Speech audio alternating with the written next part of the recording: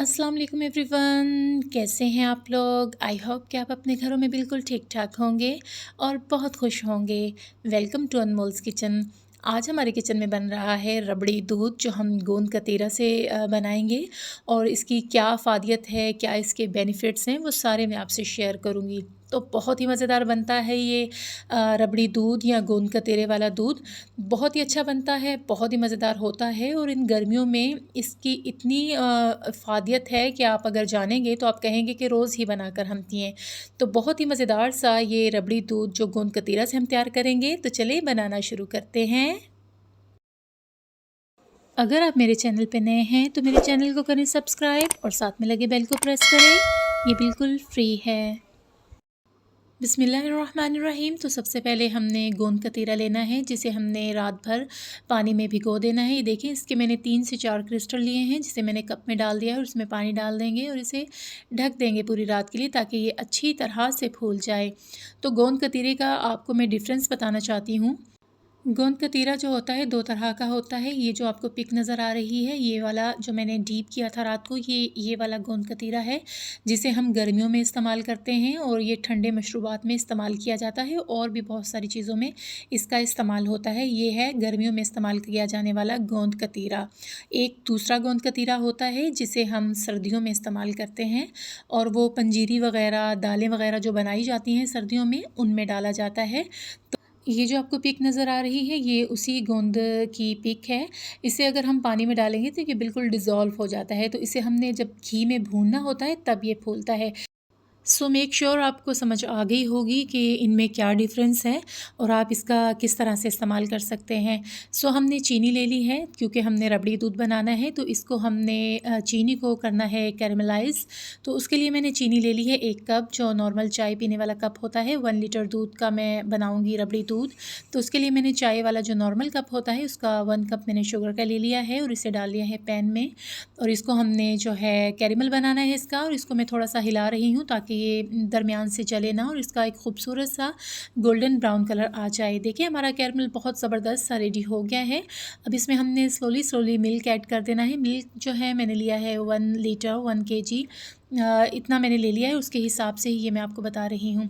सो अब हम इसमें आहिस्ता-आहिस्ता से दूध डालेंगे, क्योंकि हमने अगर एकदम से इसमें दूध डाला तो बहुत जल्दी इसमें बॉयल आएगा और ये उबल सकता है।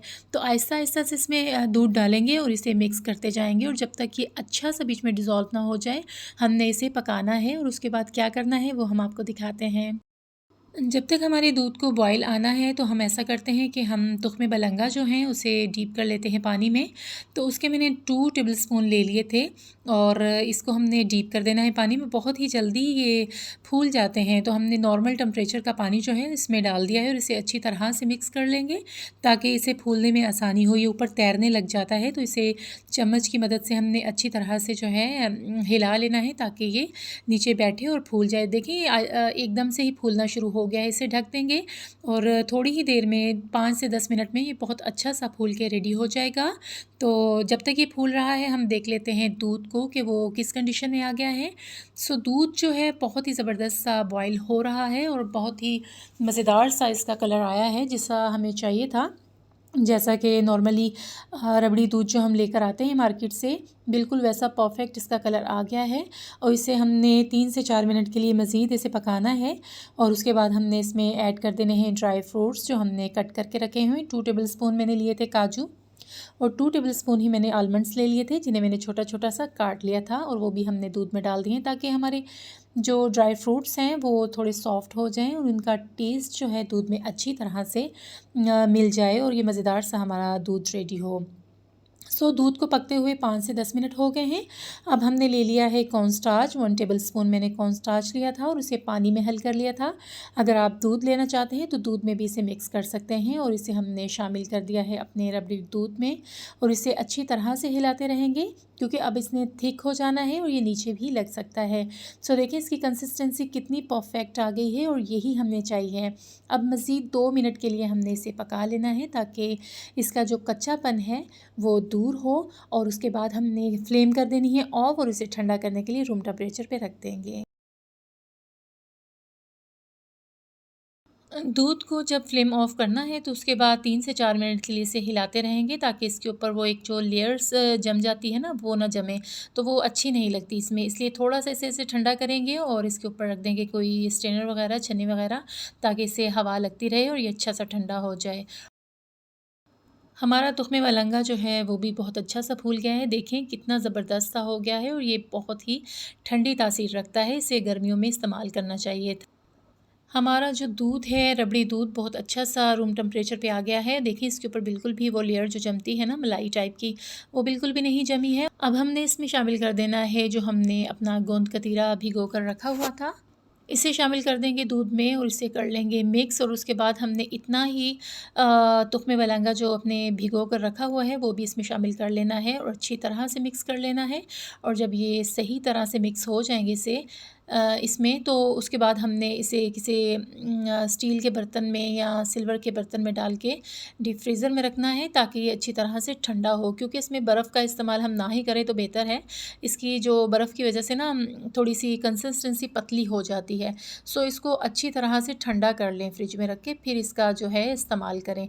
तो तुख़्म मलंगा भी हमने डाल दिया है, उसे भी अच्छी तरह से मिक्स कर लेंगे और अच्छी तरह से हल करने के बाद इसे रख देंगे हम फ्रिज में, ताकि ये मुकम्मल ठंडा हो जाए। उसके बाद ही हम इसे सर्व करेंगे। ये बहुत ज़्यादा ठंडा हो तो फिर ही मज़ेदार लगता है। देखिए कितना यमी, कितना मज़ेदार लग रहा है। तो आप भी बनाएं और इसे पिएं, बहुत ही अच्छा बनता है। उसके बाद हमने इसे रख दिया था डीप फ्रीज़र में और 3 से 4 घंटे के बाद मैंने निकाला है। फुल ठंडा चिल हो चुका है ये, और इसे हमने अब सर्व करना है। डालेंगे मग्स में और थोड़े से ड्राई फ्रूट्स लेंगे जो हमने गार्निश कर देने हैं अपने मग्स के ऊपर, और लगाएंगे ऊपर खूबसूरती के लिए गुलाब की पत्तियाँ, जो बहुत ही खूबसूरत लगती हैं। तो इनको करेंगे सर्व, बहुत ही मज़ेदार बनता है। अगर आपके घर में गेस्ट आएँ तो आप उनके सामने ये पेश करें तो वो आपके फ़ैन हो जाएंगे और इसकी रेसिपी पूछने पे आपसे मजबूर हो जाएंगे। बहुत ही टेस्टी बनता है और हेल्दी तो बहुत ज़्यादा है ही। इसे बनाएं और इन गर्मियों में इसको एंजॉय करें। बहुत ही हेल्दी है, बहुत ही परफेक्ट है और बहुत ही मज़ेदार है। मेरे कहने पे एक दफ़ा ज़रूर बनाइएगा और इसे ज़रूर एंजॉय कीजिएगा।